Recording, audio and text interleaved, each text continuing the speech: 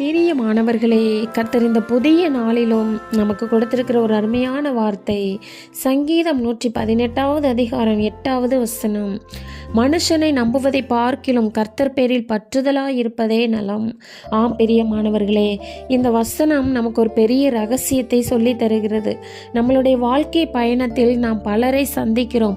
ஒரு இக்கட்டான சூழ்நிலை வரும்போது இவர்கள் நமக்கு துணையாக இருப்பார்கள், அவர்கள் நமக்கு உதவி செய்வார்கள் என்று ஒரு சில மனிதர்கள் மேல நம்பிக்கையை வைக்கிறோம்.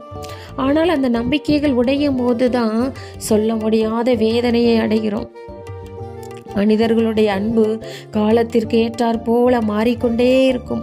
ஆனால் நம் கர்த்தருடைய அன்பு ஒருபோதும் மாறாதது.